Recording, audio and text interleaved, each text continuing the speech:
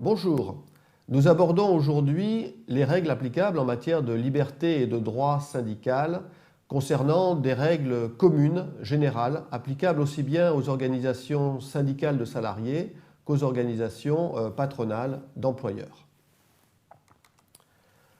La liberté syndicale peut être une liberté individuelle, bien évidemment, mais ce peut être également une liberté collective.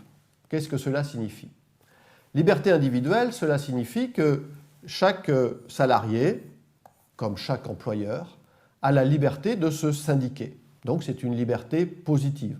Il n'y a pas de jugement de valeur quand nous employons le terme positif, c'est une liberté de faire. Cette liberté syndicale a également un versant négatif, c'est-à-dire c'est le droit de ne pas se syndiquer et c'est également le droit de se retirer de l'organisation syndicale.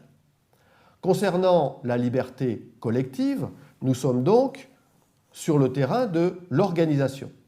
L'organisation a donc le droit de syndiquer. C'est une liberté positive, collective. L'organisation a le droit de syndiquer des salariés. L'organisation a le droit de syndiquer des employeurs. L'organisation a également le droit de refuser une adhésion ou d'exclure un adhérent. Mais attention, l'organisation n'a pas le droit de discriminer. Donc l'organisation ne peut pas refuser une adhésion pour des raisons discriminatoires. L'organisation ne peut pas exclure une personne pour des raisons discriminatoires.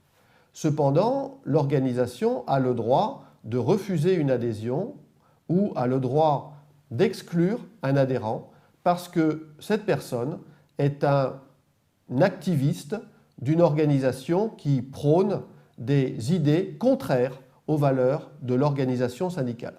Donc dans ce cas, l'organisation est en droit de refuser l'adhésion ou bien d'exclure la personne, mais c'est un droit, vous voyez, qui est encadré. L'organisation syndicale fonctionne selon le principe de la spécialité au regard de son objet. Une organisation syndicale, professionnelle, a exclusivement pour objet l'étude et la défense des droits, ainsi que des intérêts matériels et moraux, individuels et collectifs des personnes visées dans ces statuts. Donc l'organisation syndicale va pouvoir défendre les droits des personnes visées dans ces statuts, va pouvoir défendre les intérêts, et vous voyez que c'est très large, les intérêts matériels bien évidemment, mais également les intérêts moraux, que ce soit des intérêts individuels ou des intérêts collectifs. Cela signifie que l'organisation syndicale ne peut pas avoir un objet politique. L'organisation syndicale ne peut pas être le relais, la courroie de transmission d'un parti politique. Bien évidemment, l'organisation syndicale va jouer un rôle politique dans la cité, notamment en défendant un certain nombre de revendications professionnelles, mais ce n'est pas un organe politique. De la même manière, l'organisation syndicale n'a pas un objet commercial. L'organisation syndicale n'est pas un commerçant. La création des organisations syndicales est extrêmement simple. Les syndicats peuvent se constituer librement. Cela implique néanmoins un certain nombre d'obligations.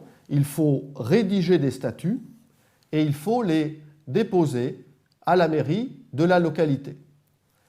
Il doit donc y avoir rédaction des statuts du syndicat et dans les statuts, le syndicat va indiquer quelles sont les personnes qu'il entend défendre, quels sont les salariés ou quels sont les employeurs qu'il entend défendre sur le plan professionnel et sur le plan géographique.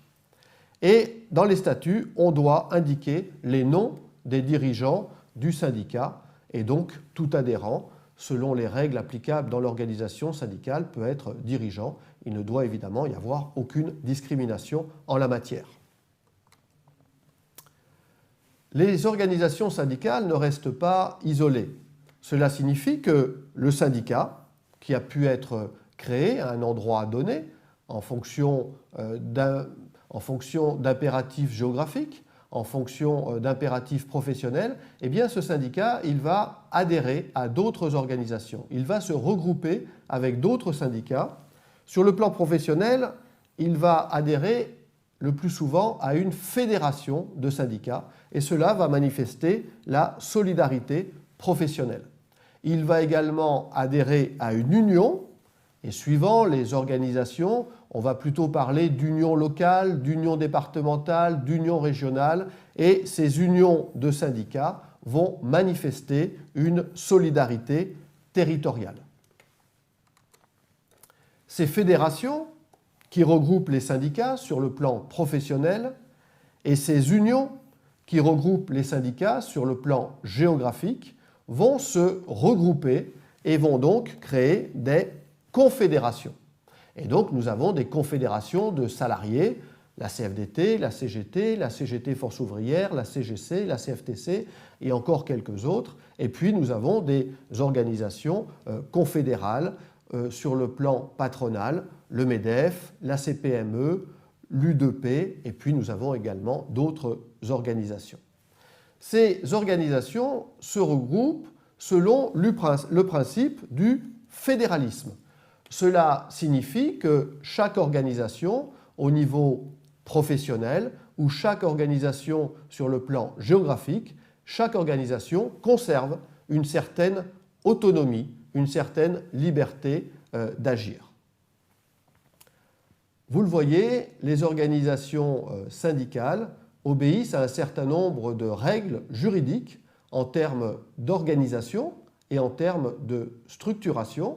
Ce qui est donc important de garder en tête, c'est que ces organisations syndicales vont répondre et vont participer de deux solidarités, une solidarité géographique, une solidarité professionnelle, en vue d'agir exclusivement sur le terrain des revendications professionnelles.